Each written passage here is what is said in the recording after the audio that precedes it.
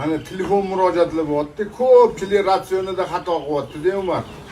Xato qilayotgani silosli yemlarda, qaynatilgan yemlarda boqyapti-da, mollari liqqo bo'lib qo'yapti-da, foizi 52% beryapti. Bir odam telefon qildilar, 500 kilolik molim 260 kilo qilyapti deyapti. U 500 kilolik mol 340 kilogacha go'sht qiladi o'zi asli.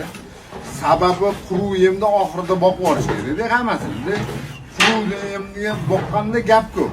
Sifati zo'r chiqadi go'shti, kilosi oshadi. Uni ko'rinishiga qarash kerak emas.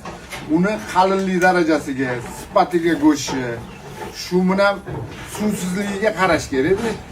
Ma inflyatsiyani hisobini ham chiqarib beramiz. Prosta boqayotganda ratsionni to'g'ri tanlash kerak. To'g'ri tanlab quruqroq qilib berish kerak molga. Qancha quruq yegan mol shuncha go'shti puxta chiqaveradi, prosenti baland chiqadi. Hech kim prosentiga ahamiyat bermaydi. Shunga qarash kerak. Chorvaga quruqroq yem berish kerak, iloji boricha go'sht sifatli bo'ladi. Prosenti baland chiqadi. 500 kilolik mol 340 kilogacha go'sht qilishi mumkin. Bizga qo'shilib qo'yinglar. To'g'ri ma'lumotlarni beramiz. Tuzukroq, so'nggi yangiliklarni beramiz. Chorvada baraka bor. Chorva boqinglar, baraka topasizlar. Ziyonlarni ham, foydalarni ham etamiz.